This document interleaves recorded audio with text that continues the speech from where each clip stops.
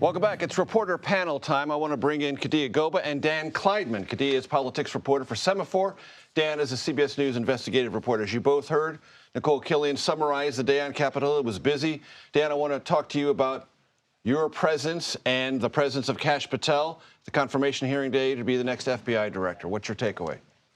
Look, I think he got through it reasonably well. I don't think a single Republican on the Senate Judiciary Committee is going to oppose him, and I think he's going to get confirmed.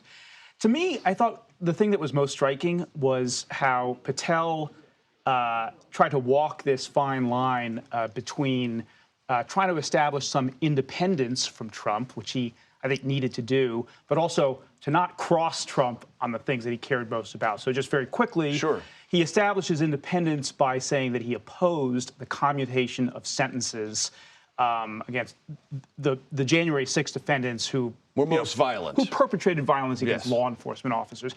He didn't really have a choice in some ways, because if he had been confirmed, if he's confirmed as FBI director, he walks into that building, thousands of agents, he's got to have their backs. But he did not explicitly say that Joe Biden had won the election. What did he say? He said that Joe Biden was confirmed, was sworn in, essentially. Right. The procedure happened, but that's right. Agnostic on whether or not it was legitimate. That's right. Yeah. That's right. That, he that could is not a go familiar further than that. dodge. That's right. Kadia, what's your sense of Kash Patel, Robert F. Kennedy Jr., and Tulsi Gabbard and their prospects for confirmation? I mean, about a week and a half ago, a colleague of ours at Semafor suggested that Tulsi Gabbard was going to have the hardest time crossing against the panel or, passing confirmation. So I think, as you suggested, Republicans are in a tight spot. They need to, make sure that they confirm these people. But there are a lot of hangups around Tulsi Gabbard, and their whispers grew louder and louder about a week and a half ago about her qualifications and, her relationship with Snowden and certain other controversial figures. Mm-hmm. So she has been the one that, to me, sticks out the most. Obviously, this is a thing where politics and governing kind of like clashes, right? And we have to understand, or, they're grappling with whether or not they have the person that will actually be able to execute government. Mm-hmm. So not just simply satisfy the president who appointed them.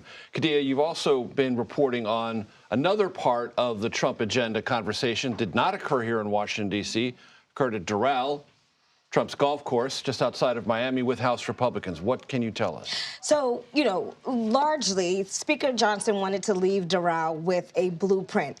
Not sure that actually happened. And when I say blueprint, I'm talking about reconciliation, this big bill that they're going to throw all this, all the stuff tax in. Cuts and other policy that they can wedge into there. And everything.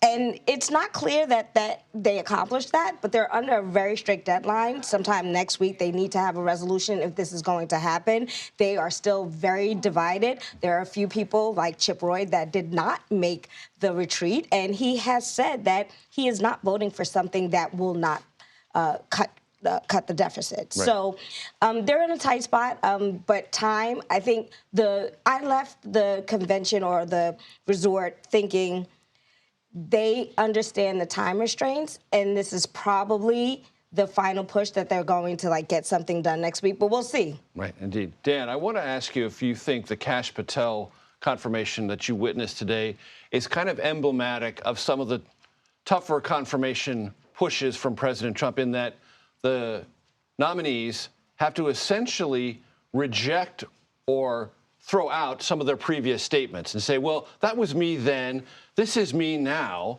and I'm a different person, and I will act differently. Yeah, he had to distance himself from his own words. Kash Patel. Kash Patel. Over enemies list. And over enemies list. Podcast appearances. Podcast appearances. There was a lot of talk of the J6 prison choir. This was the song that was played over and over again at Trump rallies that exalted the January 6 defendants. He said he didn't even know these people. He said he had nothing to do with the recording of that song. It kind of strained credulity. There's an association there that is not only political, but in some cases commercial.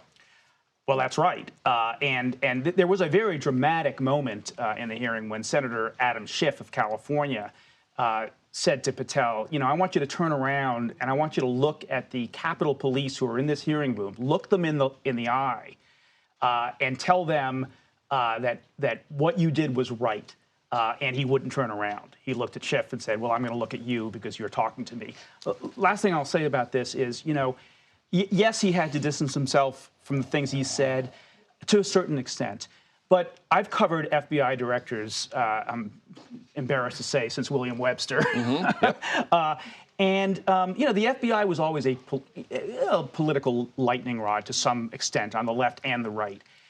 At this point, it has become so polarized, so partisan, that, you know, he didn't even have to really adhere to the normal things that people say about the FBI over and over again. Senators were saying it's a corrupt institution, you know. Republican senators. Republican senators, completely rotten, you know. And so it's amazing how much Kash Patel could actually stick to what he believes and what he said without really jeopardizing his confirmation. And in so doing, possibly be confirmed and sounding like no other future FBI director has ever sounded about the Bureau and their intentions. Dan Klaidman, Kadia Goba, thank you very much. Good to see you.